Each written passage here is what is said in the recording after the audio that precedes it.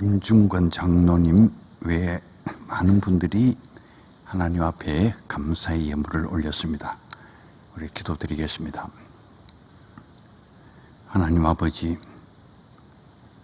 거룩한 성회에 나오면서 많은 사랑하는 성도들이 주님 앞에 감사의 예물을 올렸습니다. 주께서 기뻐 받아 주시옵소서. 예물을 드린 손길마다 복을 내려주시고 감사의 조건들이 해마다 늘어나게 하시고 일생토록 주의 나라를 위해서 넘치고 넘치도록 바치고 복을 받는 귀한 삶이 될 수 있도록 은혜 베풀어 주시옵소서. 하늘의 보물을 쌓으라고 주께서 말씀하셨는데 우리 모두 하늘나라에 많고 많은 보물을 쌓아가는 지혜로운 사람이 될 수 있도록 우리의 일생의 삶을 인도하여 주시옵소서. 이 시간 저희들이 주의 말씀을 기다립니다. 친히 이 자리에 오셔서 우리에게 말씀하여 주시옵소서. 우리 구주 예수 그리스도의 이름으로 기도하옵나이다.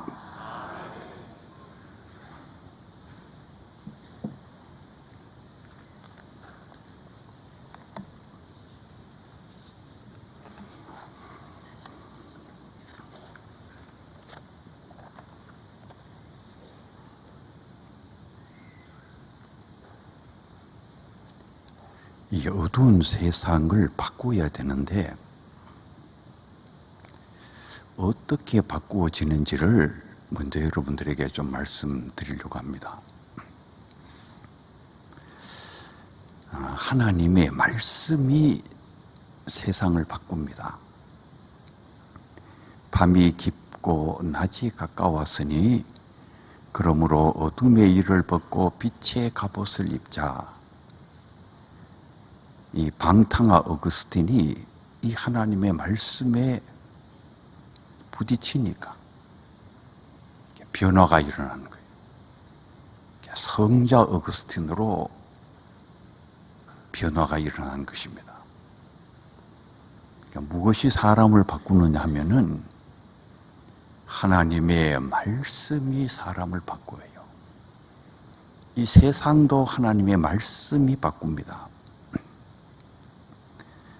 요한복음 8장 32절에 보면은 진리를 알지니 진리가 너희를 자유케 하리라. 우리가 진리를 알게 되면, 하나님의 말씀을 알게 되면, 예수님을 알게 되면 우리에게 자유가 온다 그 말이에요. 기쁨이 온다 그 말이에요. 우리가 예수님을 알고 진리를 알게 되면은 우리가 자유로워져요.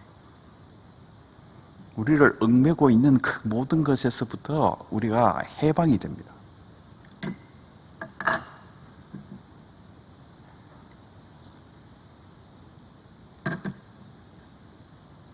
걱정에서부터도 해방이 되지요. 두려워하는 것에부터 해방이 되는 거예요. 죽음의 공포에서부터도 해방이 됩니다.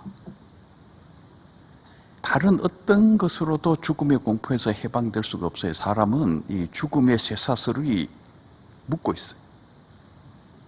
아무도 이 죽음의 쇠사슬에서부터 해방될 수가 없어요. 그런데 사도 바울이 말씀하시잖아요. 사망아, 너의 쏘는 것이 어디에 있느냐? 너의 승리가 어디에 있느냐? 그 죽음의 쇠사슬이 벗겨졌다 그 말이에요. 진리를 알게 되면은 우리에게 자유가 와요. 자유. 진리를 모르면은 우리가 이게 얽매입니다. 행복이 없어요. 계속 불안해지는 거예요. 계속 정신적으로 이상해지고 힘들어져요.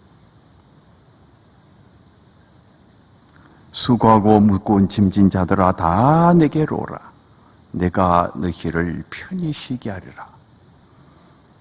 세상에 어디 가도 편히 쉬는 곳이 없습니다. 대학을 졸업해가지고 좋은 회사에 취직하면은 그게 편히 쉬는 곳이에요. 한번 가봐요. 편히 쉴 수가 있는가? 더 스트레스가 많지. 높은 자리에 올라가면 편히 쉴 수 있나요? 더 스트레스가 많아요. 얼마나 힘든지 모릅니다. 어디 가야지 편히 쉬느냐 하면은 주님께 가야지. 주님께 가야지 편히 쉴 수가 있어요. 사랑하는 성도 여러분, 주님께 가서 편히 쉬는 여러분들이 되기를 바랍니다. 하나님의 말씀은 역사도 바꿔버려요. 마르틴 루터가 만인사제직을 얘기하죠. 이 만인사제직은 참 교회 안에 혁명적인 변화를 일으킵니다. 가톨릭 교회가 이 사제 중심의 교회 아닙니까? 그런데 개신교회는 온 성도들의 교회가 되는 거예요. 여러분, 가톨릭과 개신교를 비교해 보면 우리 개신교가 몇 배로 위대한 종교입니다. 그리고 우리 개신교 안에는 얼마나 많은 기쁨이 있는지 몰라요. 대단히 위대한 종교가 우리 개신교회예요. 루터의 만인사제직이 교회를 바꾸었어요. 그런데 우리 개혁파 교회, 칼빈주의 교회는 이 만인사제직에서 만인의 왕직을 발전시킵니다. 이 만인의 왕직이 뭐냐? 우리가 모두 왕이다 그 말이에요. 그 당시에는 왕권 신수설이에요. 왕의 권한은 신이 준 것이다. 그래서 이 황제가 마음대로 독재를 하는 것입니다. 왜냐하면 나의 권한이 하늘로부터 왔다, 신으로부터 왔다. 그런데 우리 모두가 다 왕이다. 이게 어마어마한 정치적 혁명을 예고하는 말입니다. 황제 당신만 왕이 아니고 나도 왕이고 우리 모두가 다 왕이라는 거예요. 당신이 우리를 통치하려면은 계약을 맺어야 된다. 이게 계약설이에요. 이 계약설이 세계 역사를 흔드는 어마어마하게 중요한 정신입니다. 만약 황제 당신께서 이 계약을 어기면은 황제의 자리에서 내려와야 된다. 여러분, 우리가 지금 찬란한 민주사회에서 살고 있는데 이 찬란한 민주사회가 어디에서부터 시작이 됐느냐? 하나님의 말씀에서 시작이 됐어요. 루터의 만인사제직을 우리 칼빈주의 교회가 만인의 왕직으로 발전시키면서 세계 역사가 흔들리기 시작했어요. 황제의 독재가 무너지고 만백성의 국가가 만들어지기 시작했다 그 말이에요. 영국에서 청교도 혁명이 일어나고 명예혁명이 일어나고 프랑스 대혁명 그리고 미국의 독립운동에 이르기까지 만인의 왕직은 엄청난 역사적 변혁을 일으켰어요. 우리나라 국호가 대한민국 아닙니까? 이 대한민국, 이 백성의 나라다. 여러분, 옛날에는 백성의 나라가 아닙니다. 임금의 나라지. 고종 황제께서 국호를 조선에서 대한이라는 이름을 쓸 때도 대한제국이에요. 황제의 나라예요. 황제의 나라. 1919년 3.1 독립운동은 우리 민족 역사에 엄청나게 중요한 사건이었어요. 이 민국이 시작되는 순간에 민국이 시작되는 1919년 3월 1일 3.1 독립운동이 일어나고 난 뒤에 1919년 4월 11일 중국 상하이에서 임시정부가 수립되지요. 그때 임시정부가 수립될 때에 국호를 대한민국으로 한다. 대한민국으로 한다. 이거 굉장히 중요한. 1911년에 비로소 백성이 주인이 되는 나라가 공식적으로 선포된 거예요. 그런데 우리가 대한민국으로 한다고 하기 이전에 1911년에 중국에서 신의 혁명이 일어나면서 1912년 1월 1일 중국에서 중화민국이 선포돼요. 중화민국. 그게 중국에서 먼저 민국이 만들어지는 거죠.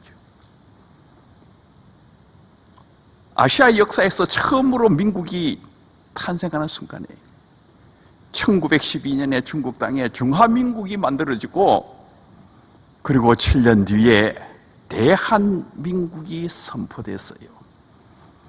그런데 이 중화민국을 만든 그 주역이 누구냐 하면은 수넌이라는 분이죠. 우리나라 말로는 손문이라고 하는 분인데, 이 손문께서 삼민주의를 제창하잖아요. 이 삼민주의가 바로 이 백성이 주인이 되는 나라. 어디에서 배웠느냐? 영국에 가서. 영국에서 배운 거예요. 이 수넌이라는 사람은 기독교인입니다. 기독교 정신이 그 배경에 들어있어요. 그리고 영국에서 발전된 이 민주주의가 칼빈주의자들이 발전시켜 놓은 민주주의지, 그 정신을 받아와가지고 마침내 아시아 땅에 처음으로 중화민국이라는 게 만들어지고, 그리고 우리 대한민국에도 대한민국이라는 게 만들어지는 거예요. 누가 이 어마어마한 역사적 변형에 그 근원을 제공을 했느냐? 칼빈주의자들이에요. 하나님의 말씀입니다. 무엇이 역사를 바꾸느냐? 하나님의 말씀이 역사를 바꾸지요. 하나님의 말씀은 사람을 바꾸고 민족의 역사를 바꾸고 세계의 역사를 바꿉니다. 사랑하는 성도 여러분, 하나님의 말씀을 깊이 공부해서 여러분의 삶도 변화되고 우리 민족의 역사도 바꾸시고 세계의 역사도 바꾸시는 여러분들이 되기를 바랍니다. 무엇이 세상을 바꾸느냐? 기도가 세상을 바꾸어요.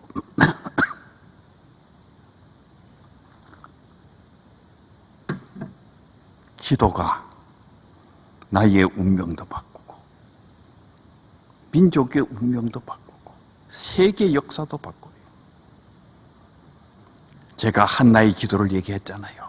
자식을 못 낳았던 한나가 여호와의 전에 가서 엎드리잖아요. 여호와의 전에서 엎드리는 그 순간이 한나의 운명이 바뀌는 순간이에요.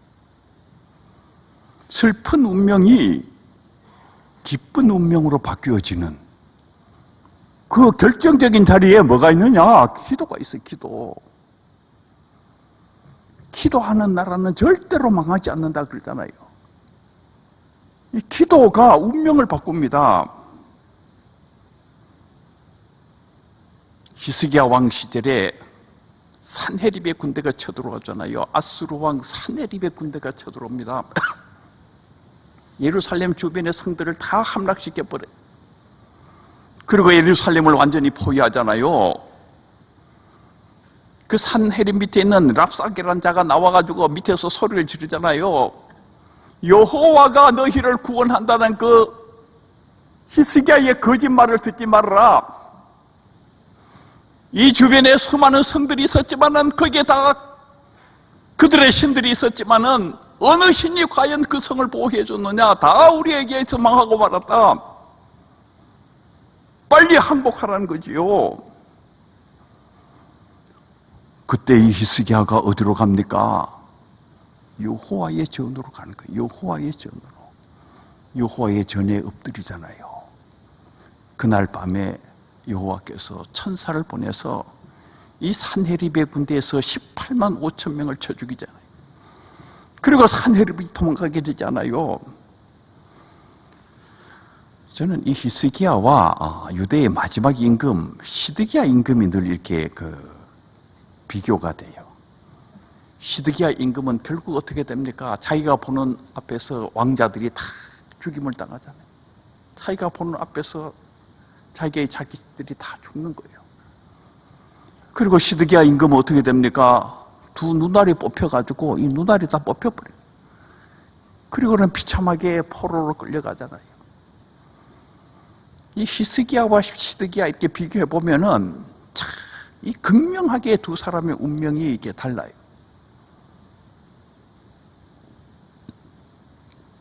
기도가 사람의 운명을 바꿉니다.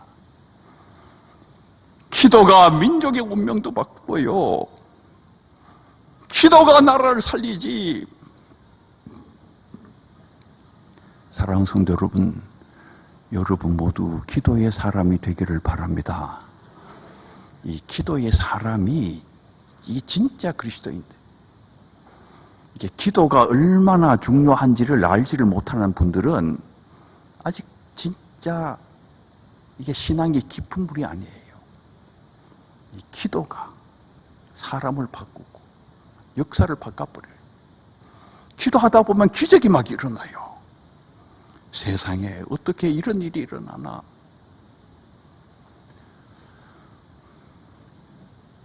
제가 기도가 중요하다는 것을 아주 그냥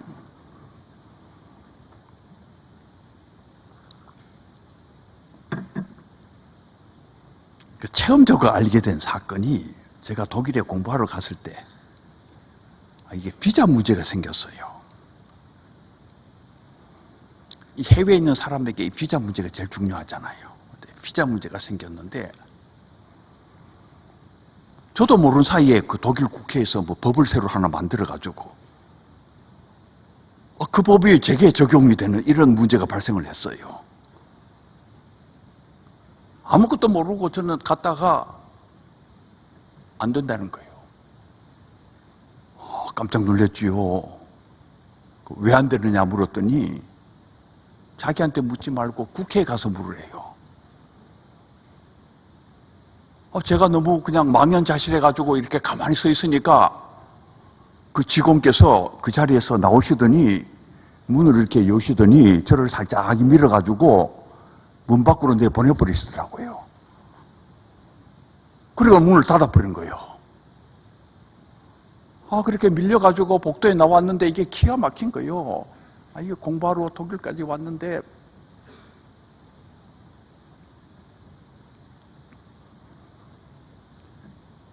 그리고 그 간지 얼마 안 됐을 때이기 때문에 뭐 독일 말을 잘하는 것도 아니고 어디가 제대로 따지기도 어렵잖아요. 기숙사로 돌아와가지고 의지할 데가 주님밖에 없잖아요. 그런데 이게 참 기가 막히니까 이게 의자에 앉아서 기도가 잘 안 되더라고요. 아예 그냥 시멘트 바닥에 그냥 내려와가지고, 그러니까 의자에 앉아서 기도하는 분은 아직도 그냥 형편이 괜찮은 분이에요. 의자에 앉아 있을 수가 없어. 그냥 그 의자에서 내려와가지고 그 시멘트 바닥에 그냥 꿇어뜨려가지고, 주님 어떻게 합니까? 길이 안 보이는데 주님 어떻게 합니까?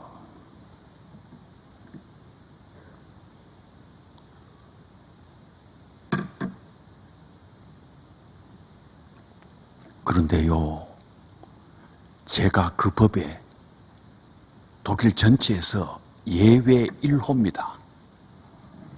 예외로 허락이 되는. 저는 그게 정말 지금도 너무 놀라워요. 이 독일 사람들이 법 지키는 건 얼마나 지독한지 몰라요. 그 사람들에게 예외라는 게 원래부터 없는 것입니다. 그런데 제가 예외 1호. 이게 무슨 이런 기적이 일어나나. 제가 그때 확실히 알았어요. 주님 앞에 그냥 시멘트 바닥에 엎드려 있으면은 기적이 일어나는구나.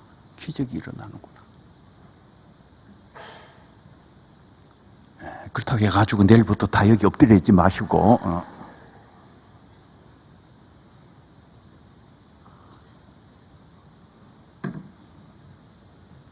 어떻게 기적이 일어났는지 궁금하신 분은 나중에 개인적으로 가서 물어요. 그 사이의 이야기는 길기 때문에.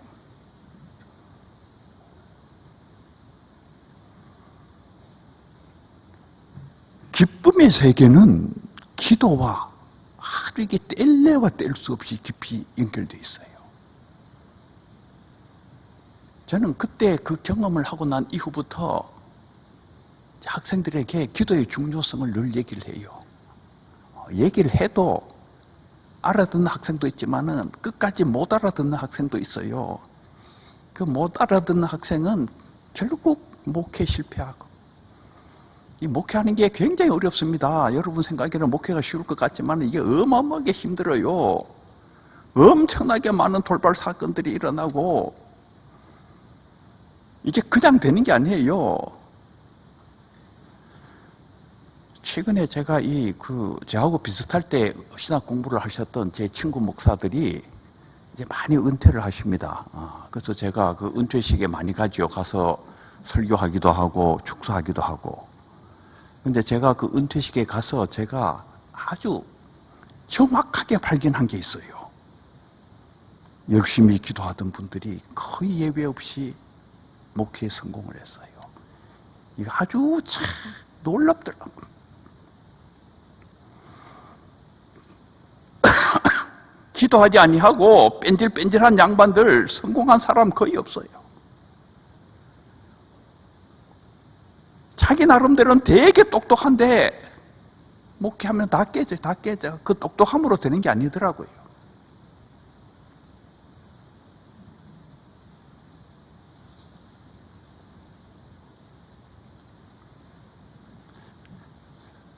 독일에 가면은 옛 동독 땅에 라이프치히라는 도시가 있습니다. 이 라이프치히라는 도시 안에는 니콜라이 교회라는 교회가 있어요. 저는 이 독일 이 동독 땅에 가면은 이 니콜라이 교회를 자주 방문해요. 가서 거기에서 한참 기도합니다. 거기에 가 있으면 참 그렇게 은혜가 돼요. 이 니콜라이 교회가 어떤 교회냐? 1989년에 베를린 장벽이 무너지죠. 독일 베를린 장벽이 무너지고 마침내 독일이 통일이 되는데 이 독일을 통일시킨 베를린 장벽을 무너뜨린 바로 그 역사의 교회, 1989년에 평화혁명을 만들어낸 진원지가 바로 이 니콜라이 교회예요. 그 당시에 이 동서냉전이 아주 극한적인 상황에 있었어요. 이 동쪽에는 소련을 중심으로 한 바르샤바 조약기구 얼마나 많은 핵무기를 만들어가지고 SS-20 핵무기가 그냥 막 어마어마하게 배치되어 있었습니다. 거기에 대항해가지고 이 서쪽 지역 나토 진영에는 퍼싱2 핵미사일이 또 어마어마하게 배치되어 있어요. 이 핵미사일이 한번 불을 뿜는 날에는 유럽 땅에 사는 생명은 다 죽는 거요. 어쩌면은 유럽 대륙 자체가 파괴되어서 물속에 가라앉을지도 모르는 그런 상황인데도 동서양 진영은 끊임없이 군비를 확장시키고 있었습니다. 정말 이 죽음의 군비 확장, 이 동서냉전의 극한적인 이 상황 속에 몰려 있었던 것이 1980년대의 유럽의 상황입니다. 그때 이 니콜라이 교회 담임 목사님이셨던 이 크리스티안 피러 목사님이 소수의 사람을 데리고 평화를 위한 기도를 시작했어요. 매주 월요일 오후 5시. 그래서 이 니콜라이 교회의 이 월요 기도회. 처음 시작할 때는 아무것도 아니지요. 그렇게 유명한 기도회도 아니고, 그런데 지금에는 역사에 남아있는 니콜라이 교회의 월요 기도회. 매주 월요일 오후 5시에 그 기도한 거예요. 제가 장로회 신학대학 총장으로 있을 때에 이 니콜라이 교회의 이 월요 기도회를 기념해가지고 우리 장신대에서도 매달 한 번씩 월요일 오후 5시에 장신대 기도회를 만들었어요. 그리고 지금도 그 기도회가 열리고 있어요.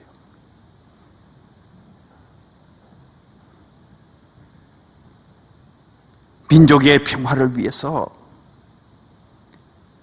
동서냉전의 이 극한적인 상황이 평화적으로 해결되게 하기 위해서 그들이 모여서 기도하기 시작했지요.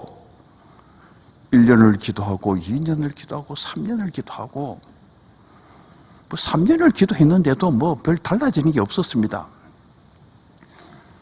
저는 니콜라이 교회 성도들이 굉장히 위대하다고 생각하는데 우리가 어떤 주제를 걸고 한 1년은 기도할 수가 있어요. 근데 아무 변화가 없으면은 그 다음에 힘이 빠져서 잘 못합니다. 2년을 기도하고 3년을 기도하고 3년을 기도했는데도 변화가 없다. 그러면은 더 이상 잘 못하지요. 근데 이분들이 4년을 기도하고 5년을 기도하고 5년을 기도했는데도 변화가 없는 거예요. 그런데도 계속 기도하는 거예요. 계속 기도하는 거예요.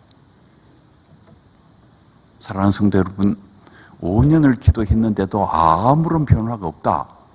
그러면은 하나님께서 그 기도를 안 듣고 계시는 것입니까? 아니에요. 하나님께서 정확하게 듣고 계세요. 세상적으로 보면 하나도 안 변한 것 같은데 하나님께서는 너희들이 5년을 기도했구나 다 알고 계세요. 하나님의 때가 오는 거예요. 하나님의 때가 와요. 6년이 지나고 7년째 접어들면서 드디어 변화가 시작되기 시작했어요. 그 니콜라이 교회로 사람들이 자꾸 더 많이 몰려오기 시작하는 것입니다. 운명의 날이 1989년 10월 9일인데 한 주 전 10월 2일에 사람들이 얼마나 많이 모였는지 그 예배당을 가득 채우고 예배당 밖에까지 그냥 사람들이 가득 차는 것이에요. 그래서 그 크리스티안 피로 목사님께서 다음 주에는 이 인근의 교회들도 같이 기도회를 열었으면 좋겠다. 그래가지고 주변 교회를 찾아갑니다. 우선 제일 가까이 있는 교회가 토마스 교회. 토마스 교회 가가지고 토마스 교회 목사님한테 부탁을 하는 거지요. 우리 교회가 오후 5시에 기도회를 여니까 우리 교회에 왔다가 교회 안에 들어오지 못하고 오실 분들이 여기까지 올라 그러면 한 10분 걸리니까 5시 15분에 기도회를 열어달라. 이 토마스 교회는 그 유명한 그 작곡가 바흐가 평생 거기에서 지휘자로 있었던 교회예요. 그 예배당 안에 그 바흐의 무덤이 있어요. 그 바흐가 이 제단 앞에 이렇게 묻혀 있습니다. 이 토마스 교회 목사님도 판단을 잘해야 되는 순간이에요. 결정을 잘해야지. 이 순간이 사느냐 죽느냐의 순간이에요. 왜냐하면은 그때쯤 돼가지고 당시 동독 수상 호네커가 강제 진압 명령에 서명을 했어요. 이 강제 진압이라는 것은 총을 쏘서라도 탱크를 끌고 가가지고 유혈 사태가 나더라도 반드시 진압해야 된다. 이제는 더 이상 용서가 안 된다 그 말이에요. 이제 다음 주에는 반드시 완벽하게 진압을 해야 된다. 강제 진압 명령이 떨어졌어요. 그리고 반드시 체포해야 될 사람 122명의 명단이 작성이 돼 있었어요. 그러니 이 토마스 교회 목사님도 판단을 잘해야지. 여기에서 판단을 잘못해가지고 피러 목사님한테 그냥 끌려갔다가는 나중에 그냥 어디로 끌려가가지고 어떻게 될지도 모르지요. 근데 이 크리스찬 피러 목사님 그 주변의 교회에 이제 다 이렇게 찾아가셔가지고 제 부탁을 하시는 것입니다.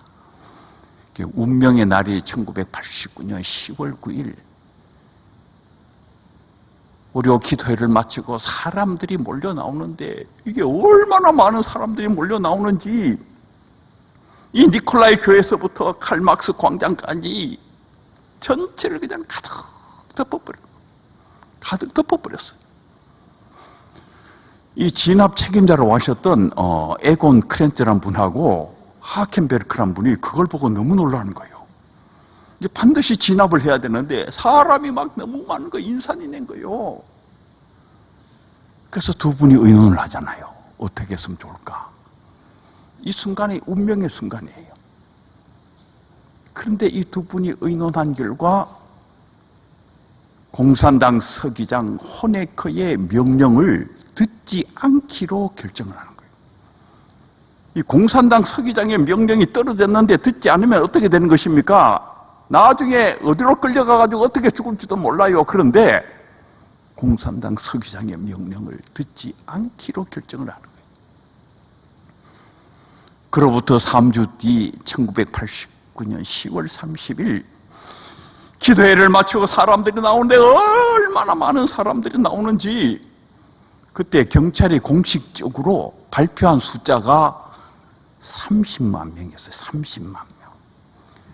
여러분 이 30만 명이 얼마나 많은 숫자냐 하면은 우리나라 박근혜 정부가 무너지게 된 그 촛불 집회, 그 강화문의 그 촛불 집회가 100만 명이 모였다 그랬잖아요. 그런데 경찰이 공식적으로 발표한 숫자는 27만 명입니다. 그 경찰이 공식적으로 발표하는 숫자하고 그 주최 측에서 발표하는 숫자는 엄청나게 차이가 나요. 100만 명이 모였다 그런데 경찰은 27만 명이 모였다고 그때 발표를 했어요. 그런데 사랑하는 성도 여러분, 경찰이 공식적으로 30만 명이 모였다고 발표를 했습니다. 그런데 이 라이플티라는 도시는 50만이 사는 도시예요. 이 서울은 서울 안에만 1000만 명이 있고 서울 주변에 또 1000만 명 이상 살잖아요. 그러니까 2000만 이상이 사는 지역인데 라이프치는 50만이 사는 도시예요. 그 50만이 사는 도시에 30만 명이 모였다. 이거 어마어마한 일이에요. 이 동독 공산당 그 높은 분들이 다 정신이 나가버렸어요. 제정신이 아니에요. 자기들이 무슨 말 하는지도 모르는 상황이 돼버렸어요. 전부 다 그냥 우왕좌왕. 그러다가 마침내 1989년 11월 9일 베를린 장벽이 무너지는 어마어마한 역사의 기적이 일어났어요. 누가 이 베를린 장벽을 허물었느냐? 니콜라이 교회의 기도회가 허물어버렸지요. 그래서 거기에 1989년 평화혁명에 자리하는 표지판이 오랫동안 서 있었어요. 1989년에 그 평화혁명은 바로 여기에서 시작되었다.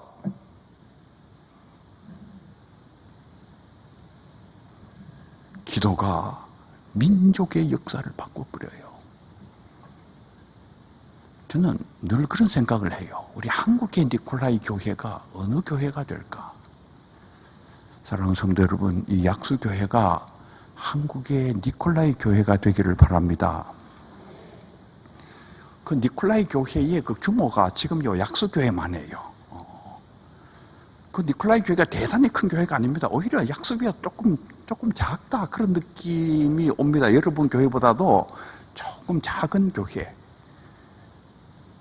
세계 역사를 바꾼 교회가 뭐 어마어마하게 큰 교회들 아니에요. 약수교회 정도의 규모면은 민족의 역사도 바꾸고 세계 역사도 바꿀 수 있는 교회입니다. 사랑하는 성도 여러분, 이 약수교회가 우리 민족의 빛이 되기를 바랍니다. 그리고 여기에서부터 민족을 바꾸고 세계 역사를 바꾸는 어마어마한 역사의 기적이 일어나는 기적의 요람이 되기를 바랍니다.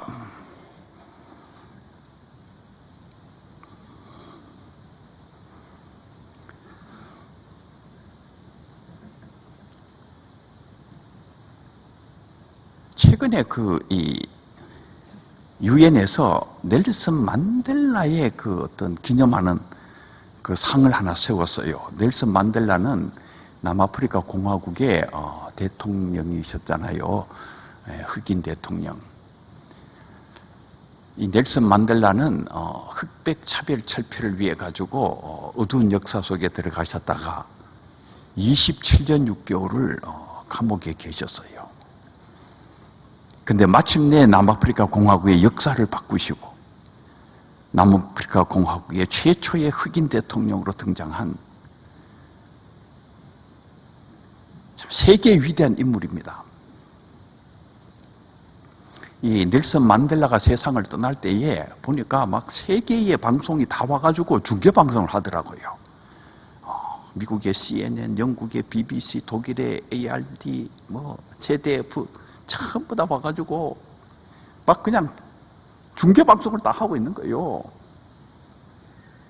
오바마 대통령도 그냥 비행기 타고 그냥 끝까지 휙 날아가시고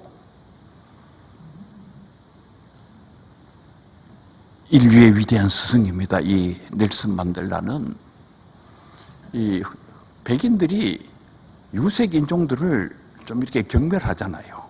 겉으로는 인종차별해서는 안 된다 그러는데 속으로는 여전히 경멸하거든. 또 백인들은 유색 인종들이 백인한테 배우는 것은 당연하다고 생각하지만은 백인들이 유색 인종한테 배우는 것에 대해서는 언제나 거부감이 있어요. 백인들 자기들이 스승이 될 수는 있어도 유색 인종이 스승이 될 수가 없는 것입니다. 그런데도 이 넬슨 만델라 앞에 오면은 백인들도 다 고개가 숙여지는 거예요. 그리고는 자기 자신의 그 탐욕, 그 못난 것들이 다 드러나는 거예요. 이분이 진짜 스승이라 이분한테 오면은 그냥 다 고개가 숙여지는.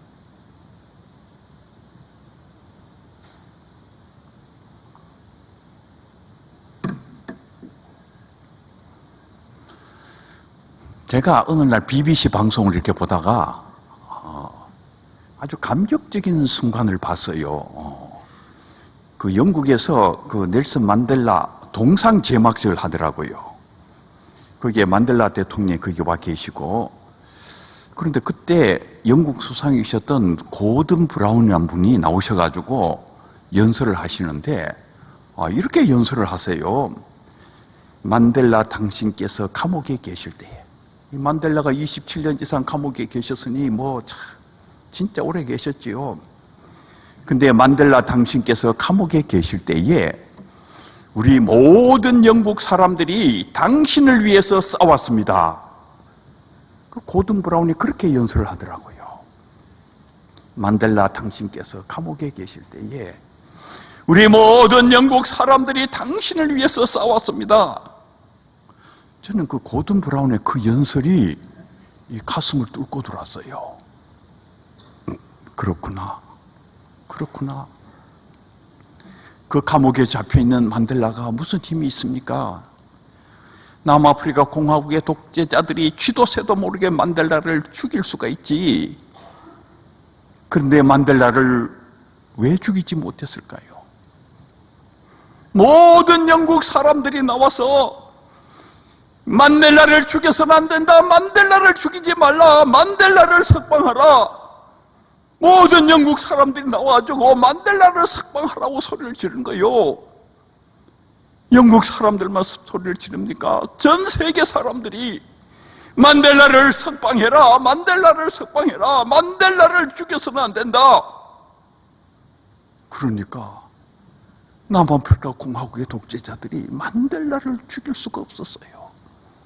그리고 마침내 만델라는 남아프리카 공화국의 인종차별의 그 어마어마한 벽을 부수고 새 역사를 만드는 위대한 인물로 등장하게 되는 것입니다. 하나님께서 감옥에서 아무 힘도 없이 기도만 하고 있는 그 만델라의 기도를 들으시고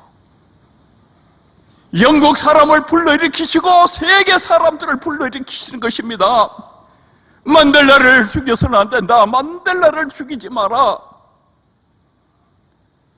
그리고는 마침내 위대한 역사를 만드는 것입니다. 만델라가 위대하죠. 그러나 그 뒤에 계신 우리 주님께서 더 위대하신 것이에요. 사랑하는 성도 여러분, 어두운 역사를 빛의 역사로 누가 만드는 것입니까? 우리 주께서 그렇게 만들고 계시는 거예요. 그리고 주님과 함께 일하는 사람을 통해서 그 역사를 만들어 가시는 것입니다.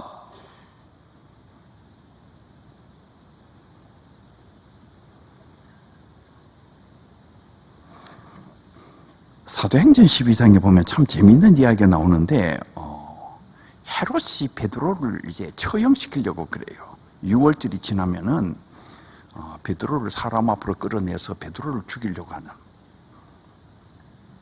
그러니까 이게 초대교회 성도들에게 이게 정말 불벼락이 떨어진 것이지요. 사도행전 12장 5절에 보면은 교회가 베드로를 위해서 간절히 기도했다. 간절히 기도했다.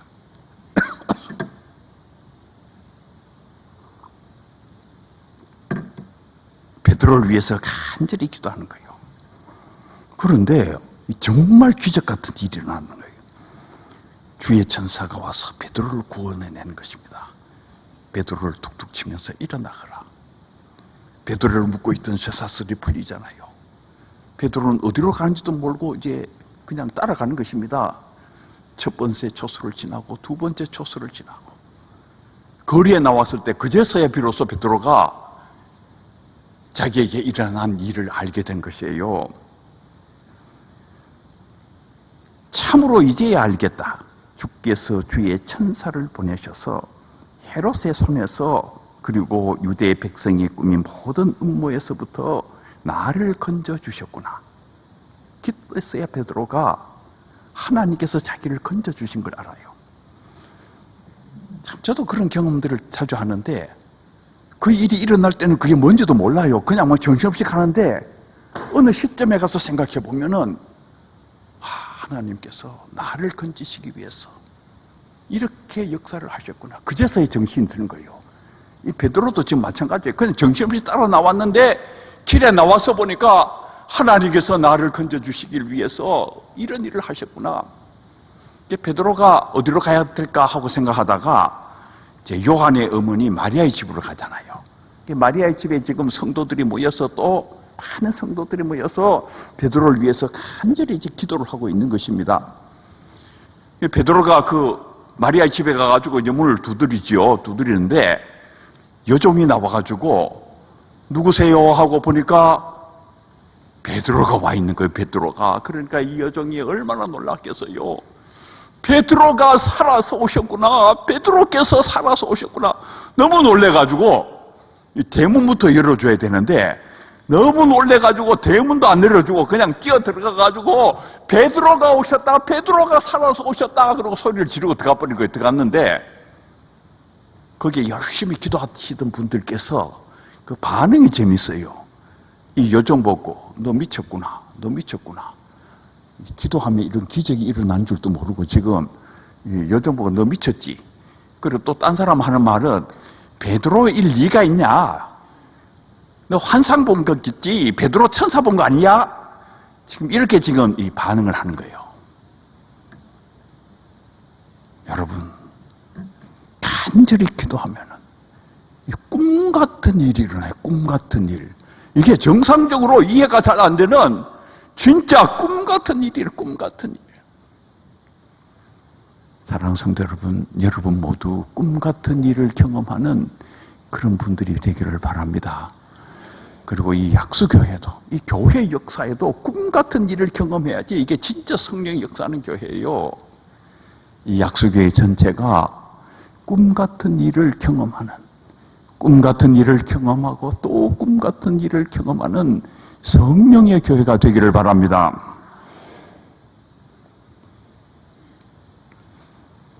무엇이 세상을 바꾸느냐? 세 번째는 사랑이 세상을 바꾸어요.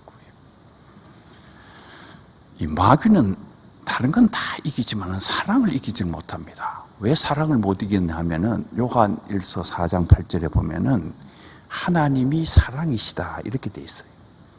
마귀가 다른 건 다 이기지. 그런데 하나님을 이기지 못해요.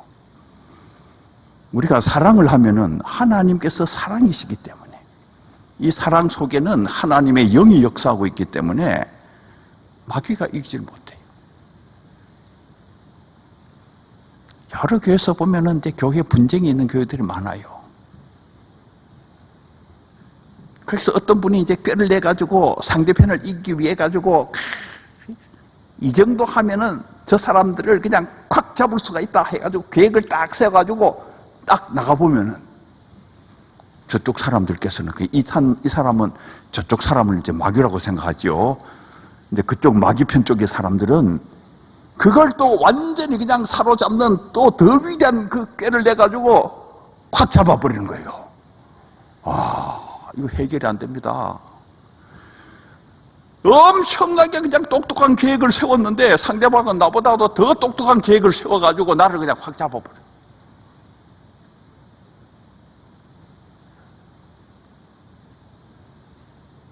이 마귀를 이기는 진짜 방법은 거기에 있는 게 아니에요. 마귀를 이길 수 있는 진짜 방법은 사랑이에요. 사랑을 하면은 이게 마귀가 묶여버려요. 이 가슴 속에 증오심을 품고 있으면 안 돼요. 이 증오심은 마귀가 역사하는 통로입니다. 싸우는 교회 가보면은 교회에 그 책임지고 있는 그 중요한 분들이 전부 가슴 속에 증오심을 품고 있어요. 어떤 분을 향한 증오심을 가지고 있는 거죠. 그 증오심이 마귀가 역사하는 통로가 돼가지고 완전히 교회가 마귀가 뛰노는 운동장이 돼버렸어. 전부 다 그냥 마귀의 운동장이라, 그분들 말을 들어보면 전부 다 자기가 하나님의 일을 한다 그러는데 실제로는 이게 마귀의 운동장이 돼버린 거예요.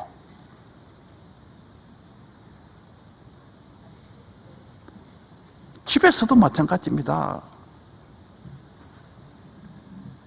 그 결혼하기 전에는 이렇게 결혼해가지고 가족들이 모여가지고 이렇게 그냥 명절 때 이렇게 만나면은 참 행복할 것이다, 이런 환상을 갖는데, 이 결혼해가 오래 사신 분들은 다 잘 아시잖아요. 만나보면은 그냥 그렇게 행복한 시간보다가는 안 행복한 시간이 더 많은 거예요. 고성이 그냥 왔다 갔다 하고 이상한 일들이 많이 일어나요. 왜 이상한 일들이 많이 일어나냐면은 가족 구성 가운데 어떤 분께서 가슴에 증오심을 품고 계시는 거예요. 그래서 그게 튀어나오니까 그냥 이내 그 가족 공동체가 그냥 마귀가 뛰노는 공동체가 돼버려요.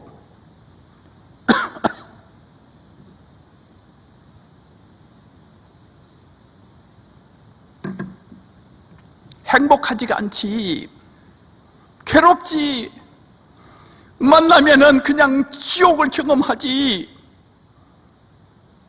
그 사람이 꼭 마귀 얼굴 같이 보이지.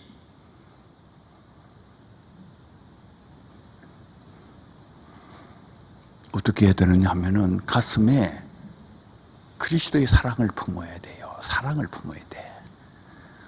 이 사랑을 품으면은, 사랑하는 사람이 꼭 바보 같지만은 진짜 지혜로운 사람입니다.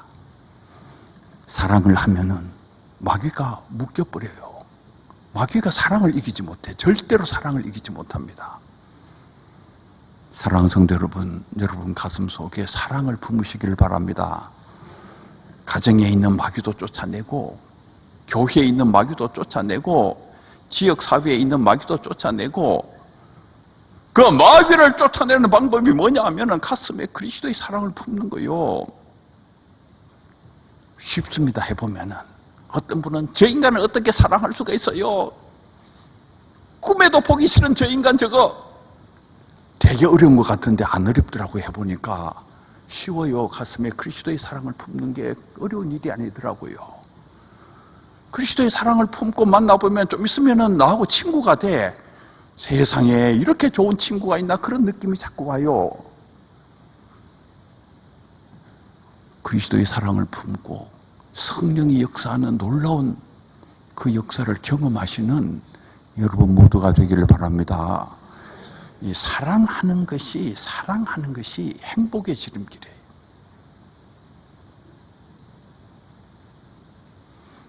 세상적으로도 마찬가지입니다. 아름다운 것들은 다 사랑을 통해서 만들어져요. 우리나라 사람들이 가지고 있는 것 중에 제일 아름다운 게 뭘까 생각해 보니까 한글이 아닐까, 이런 생각이 들어요. 한글. 우리나라 사람들에게는 이 한글이 제일 아름다운 어떤 것이다, 보배와 같은 것이다, 이렇게 생각을 하는데, 한글이 어떻게 만들어졌을까? 훈민정음 서문에 기록되어 있습니다. 한글을 창제한 이유. 세종대왕께서 한글을 창제하셨는데 그 이유를 이렇게 설명을 하고 계십니다. 어린 백성이 니르고조 홀빼이셔도 마참내 이를 실어 펴지 못하노니 하니라. 이건 무슨 말인가 하면은, 어리석은 백성들이 말하고자 하는 바가 있어도 마침내 이를 나타내지 못하는 자들이 많이 있었다. 그래서 내가 한글을 만든다는 거예요. 어리석은 백성들, 배우지 못한 백성들, 초야에서 고통스럽게 살아가는 그 백성들의 아픔을 세종대왕께서 생각하신 거예요. 그 사랑이 녹아서 아름다운 한글이 만들어졌습니다. 한나라의 임금이 됐으면 당연히 백성을 사랑해야 되지 않겠느냐, 그렇게 말씀하실 수는 있어요. 그런데 우리 민족의 역사만 한번 살펴봐요. 백성을 정말 사랑했던 임금이 별로 없습니다. 그런데 조선시대 때 한 임금이 백성을 사랑하게 됐다는 거예요. 그 사랑이 녹아서 오늘 우리가 쓰고 있는 이 아름다운 한글이 만들어졌어요. 이 세상의 아름다운 것 속에는 전부 사랑이 들어있어요. 탐욕을 가지고 있으면은 비극을 만들어냅니다. 이 세계 역사에 존재하고 있는 그 어마어마한 비극들이 다 어디에서 왔느냐? 탐욕에서 나오는 거예요. 그런데 가슴속에 사랑을 품으면 뭐가 만들어지느냐? 아름다운 것들이 만들어져요. 행복한 것들이 만들어집니다.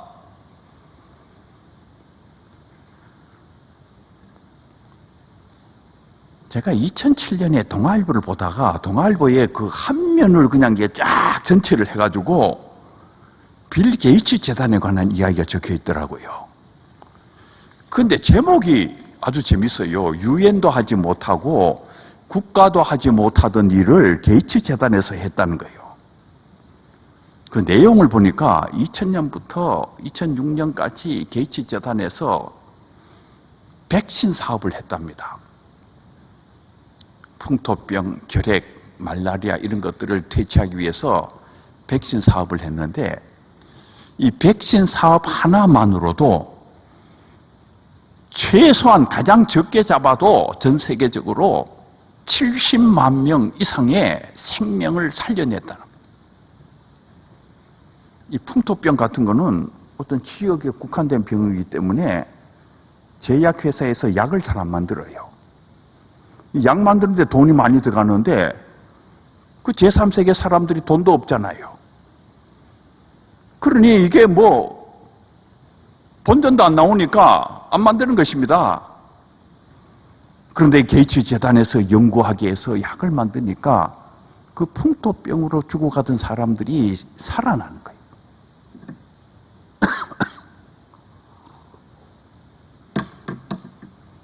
백신 사업 하나만으로 아무리 적게 잡아도 최소한 70만 명의 생명을 살렸다. 그로부터 10년 이상 또 세월이 지났으니 거의 200만 명의 생명은 살렸지 않을까 그런 생각이 들어요. 한 사람이 가슴에 그리스도의 사랑을 품으니까, 한 가정이 가슴에 그리스도의 사랑을 품으니까 100만 명이 살아나고 200만 명이 살아나는 어마어마한 역사가 나타나는 것입니다. 부자가 됐으니까 당연히 그렇게 해야 되지 않겠느냐, 여러분들 그렇게 말씀하실지 몰라요. 그러나 세계 부자들 한번 봐요. 돈을 많이 벌면 사람들이 뭐 하느냐 하면은 우선 호화 요트부터 삽니다. 그리고 그 다음에 뭐 하느냐, 이쁜 여배우 꽁무니나 쫓아다니면서 돈을 다 탕진해버려요. 그런데 한 가정이 가슴에 그리스도의 사랑을 품은 거예요. 그의 사랑이 마침내 100만 명을 살려내고 200만 명을 살려내는 엄청난 일을 만들어내는 것입니다. 어제 말씀드렸던 윌슨 대통령께서 가슴에 그리스도의 사랑을 품잖아요. 그리스도의 사랑을 품고 세계를 보니까 세계가 고통하고 있는 것입니다. 식민지를 없애야 되는구나, 식민지를 없애야 되는구나. 그 사랑이 녹아서 마침내 세계의 식민지가 없어지는 엄청난 역사의 기적이 일어났어요. 무엇이 이 세계의 마귀를 몰아내고 무엇이 이 세계의 어둠을 밀어내고 하나님의 그 놀라운 기쁨의 세계를 만들어내느냐? 사랑이 만들어내는 거예요. 사랑하는 성도 여러분, 이 약속교회는 위로 하나님을 사랑하고 내 이웃을 내 몸과 같이 사랑하는 놀라운 사랑의 역사에 요람이 되기를 바랍니다. 오늘 이 봉독한 누가복음 4장 18절 19절에 보면은 주의 성령이 내게 임하셨으니 이는 가난한 자에게 복음을 전하게 하시려고 내게 기름을 부으시고, 그 예수님께서 당신의 사역을 지금 설명하시는데 성령이 내게 임하서 내가 이와 같은 일을 한다는 거예요. 내가 하는 일을 요약하면은 가난한 자에게 복음, 기쁜 소식을 전한다는 거예요. 그럼 가난한 자에게 기쁜 소식을 전한다는 게 뭐냐? 나를 보내사 포로된 자에게 자유를, 눈먼 자에게 다시 보게 함을, 눌린 자를 자유케 하고 여기 포로된 자, 눈먼 자, 눌린 자가 가난한 자예요. 그 가난한 자가 바로 이 포로된 자, 눈먼 자, 눌린 자의 대명사입니다. 그러면은 가난한 자에게 복음 기쁜 소식을 전한다는 건 뭐냐면은 포로된 자에게 자유를 주는 걸 얘기하는 거예요. 포로된 자에게 자유를 주고 눈먼 자의 눈을 뜨게 하고 눌린 자를 해방시키는 걸 얘기하는 거예요. 윌슨 대통령이 식민지를 해방시키고 노예 무역을 없애고 이 포로된 자에게 자유를 주는 것이지, 예수님께서 내가 성령과 더불어 이 일을 시작했다, 그 예수님께서 하신 일을 지금 윌슨 대통령이 계승하고 있는 거예요. 눈먼 자의 눈을 뜨게 하는 것, 예수님께서 가시는데 소경 바티메오가 소리를 지르지 않습니까? 불쌍히 여기소서, 불쌍히 여기소서. 내가 뭘 해주기를 원하느냐? 주여 보기를 원하나이다, 보기를 원하나이다. 예수님께서 그 소경의 눈을 뜨게 하잖아요. 질병으로 죽어가는 70만 명, 100만 명, 200만 명의 생명을 살려내는 일이 눈먼 자의 눈을 뜨게 하는 이 놀라운 성령의 사역과 연결되어 있다, 그 말이에요.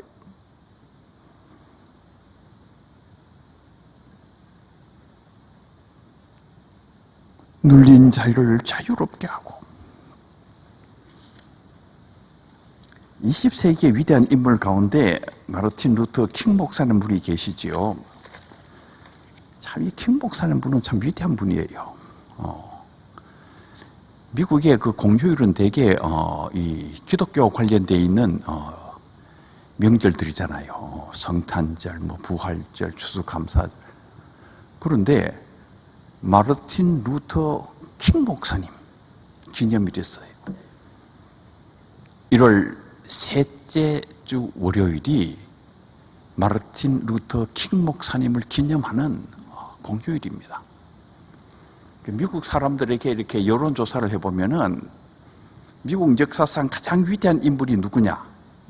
2명이 가장 위대한 인물로 나와요. 링컨 대통령하고 이 마르틴 루터 킹 목사님하고, 이 두 분이 위대한 인물로 나옵니다. 근데 두 분이 다 이 그 흑노 해방, 인종차별 철폐와 이게 깊이 관련돼 있어요. 참 흑인 노예들을 해방시키는 거, 인종차별을 철폐하는 거, 이게 지금 오늘 여기 성경에 있는 말씀 그대로 바로 이 눌린 자들, 바로 이들을 해방시키는 이 성령의 일과 관련되어 있는, 그러니까 링컨 대통령이나 이 마르틴 루터 킹 목사님이나 다 이 위대한 성령의 일과 깊이 연관되었던 삶을 사셨던 분이에요. 그 킹 목사님의 유명한 연설이 있잖아요. I have a dream. 나에게 하나의 꿈이 있습니다. 아직도 나에게는 하나의 꿈이 있습니다. 그 꿈은 바로 조지아의 붉은 언덕 위에 옛 노예의 자손들과 노예주의자들의 자손들이 형제적 사랑으로 식탁을 함께하는 꿈입니다. 그 꿈은 야만성과 억압으로 가득 찬 미시시피주가 자유와 정의의 땅으로 변하리라고 희망하는 꿈입니다. 그 꿈은 어느 날인가 엘라베마의 흑인 어린이들이 백인 어린이들과 손을 맞잡고 형제 자매처럼 함께 거닐 수 있는 날이 오기를 희망하는 꿈입니다. 나에게는 아직도 꿈이 있습니다. 저 조지아의 푸른 언덕, 옛날 내 아버지가 백인들에게 채찍을 맞으시고 내 할아버지가 백인들에게 채찍을 맞으시고 붉은 피를 흘렸던 그 분한 언덕, 그러니까 이제는 내가 백인들을 잡아서 백인들을 채찍으로 때리고 백인들의 피를 거기에 뿌려야지 그 한이 풀리지 않겠어요. 그런데 킹 목사님께서 하시는 말씀은, 내가 꿈꾸는 세계는 흑인이 백인을 지배하는 그 세계가 아니라 저 한많은 조지아의 저 붉은 언덕 위에서 흑인과 백인이 함께 식탁에 앉아서 형제적 사랑을 나누는 것이 내가 꿈꾸는 세계라는 것이, 내가 꿈꾸는 세계는 저 엘라베마의 흑인 아이들이 백인 아이들과 함께 손을 잡고 길을 걸을 수 있는 그날이 오는 것이 내가 꿈꾸는 세계라는 것입니다. 사랑하는 성도 여러분, 이게 어찌 킹 목사님 한 분만의 꿈이겠어요? 주께서 원하시는 세계가 아니겠어요? 그런데 이 주께서 원하시는 이 세계를 건설하는 게 만만치가 않았어요. 결국 킹 목사님께서 암살을 당하시는데, 이 암살되시고 난 뒤에 이제 그 장면입니다.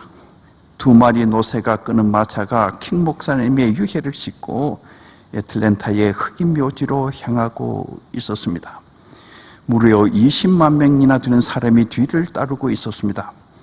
그 누구도 한마디 말을 할 수가 없었습니다. 장례식을 누가 집례를 했는가 하면은 백발의 킹 목사님의 아버지가 집례를 했어요. 아버지가 아들의 장례식을 집례하는 게 얼마나 힘들었겠습니까? 아무도 말을 못하는 거예요. 그런데 거기에서 울려 퍼졌던 유일한 음성이 딱 하나 있었어요. 그게 뭐냐 하면은 에벤에셀 침례교회, 이 에벤에셀 침례교회에서 킹 목사님께서 설교하셨던 설교 내용이 그날 울려 퍼지고 있었어요. 킹 목사님께서 이렇게 설교한 것입니다. 여러분 중 누가 내가 죽는 날 여기 있게 되거든 나는 성대한 장례식을 원치 않는다는 것을 알아주십시오. 그리고 장례식을 거행하는 사람은 너무 길게 하지 않도록 부탁을 드립니다. 나의 노벨 평화상에 관해서도 말하지 말아 주십시오. 그것은 하찮은 것입니다. 그리고 학위, 명예박사 이런 것에 대해서도 말하지 말아 주십시오. 그것 역시 대단히 하찮은 것입니다. 오직 침묵 속에서 정의를 위해 외쳤다고만 해 주십시오. 헐벗은 자에게 입을 것을 주었고 배고픈 자에게 먹을 것을 주었다고만 말해 주십시오. 인류를 사랑하고 인류를 섬겼다고만 말해 주십시오. 이 킹 목사님을 보면 참 위대한 성령의 사람이시구나. 그리고 성령께서 이 킹 목사님을 통해서 미국 역사 속에 그리고 세계 역사 속에 엄청난 일을 만드셨구나. 킹 목사님이 돌아가시고 난 뒤에 40년의 세월이 흐른 뒤에 미국 땅에 마침내 흑인이 대통령이 되는, 오바마가 대통령이 되는 엄청난 일이 일어났어요. 2009년 오바마가 대통령 취임하기 바로 전날이 이 킹 목사님 기념일이었어요. 바로 이 에베네셀 침례교회에서 사람들이 엄청나게 많이 모였어요. 엄청나게 모여가지고 킹 목사님 때문에 흑인 대통령이 미국 땅에서 탄생했습니다. 그 소리가 울려 퍼지니까 거기 있는 사람들이 전부 다 감격하는 거예요. 킹 목사님 때문에 미국 땅에 흑인 대통령이 탄생했습니다. 이 엄청나게 감격적인 순간이죠. 마침내 40년의 세월이 흘러서 미국 땅에 흑인이 대통령이 되는. 제가 오순절주의 성령운동을 연구하면서 참 옛날에 흑인들이 어떤 대접을 받았느냐 하는 것을 참 절감하게 된 게 있어요. 이 순복음교회 같은 이런 방언하고 예언하고 하는 이 운동의 시조를 이제 오순절주의 운동이라 그러는데, 이 시조가 시무어라는 흑인 목사님이에요. 이 시무어라는 흑인 목사님에 의해 가지고 이제 1906년 로스앤젤레스 이제 성령 대폭발 사건이 일어나면서 이 오순절주의 성령 운동이 이제 폭발적으로 이제 퍼져나가는데, 이 시무어라는 이 흑인 목사는 성령 세례에 대해서 배우고 싶었어요. 근데 파함이라는 목사님이 성령 세례에 대해서 가르치는데 그 클래스 안에는 백인만 들어올 수 있는 거예요. 이게 스뮤어 이 흑인 이 양반도 가서 배우고 싶은데 못 들어오는 거예요. 너는 안 된다. 너는 흑인이기 때문에 이 클래스 안에 들어올 수가 없다는 거예요. 수업도 안 되는 거지. 이 클래스 안에 너는 흑인이어서 안 된다. 그래서 이 신부가 파함한테 계속 조릅니다. 목사님, 저도 배우고 싶어요. 저도 배우게 해주세요. 안 된다니까. 이 클래스 안에 절대로 들어올 수가 없어. 넌 흑인이잖아.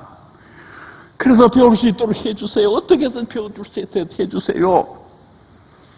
그래가지고 어떻게 허락을 받았느냐 하면은 클래스 안에 절대로 못 들어오는 거예요. 이 클래스 이 창문을 이렇게 열어놓고 그 창문 밖에서 이 시무어가 이 성령 세례론을 열심히 배웠어요. 그리고 그게 마침내 1906년 로스앤젤레스 대성령 폭발의 그 원동력이 되는 사건입니다. 그러니까 흑인이 이게 뭐 정말 이 같은 클래스 안에 두고지도 못하고 이 흑인에 대한 차별은 이루 말로 할 수 없는 거예요. 그런데 미국 땅에 마침내 흑인이 대통령이 된 어마어마한 역사의 기적이 일어난 것입니다. 누구를 통해서 일어났느냐? 이 마르틴 루터 킹 목사님이라는 성령의 사람을 통해서 이 어마어마한 기쁨의 역사가 일어난 거요. 마침내 미국 땅에 흑인 대통령이 탄생했습니다. 거기에 모였던 사람들이 전부 다 감격하는 거예요. 감격의 시간이지.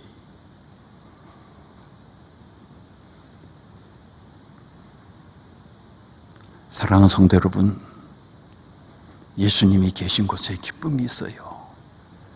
사랑하는 성도 여러분, 주님과 함께 기쁨의 삶을 사시기를 바랍니다.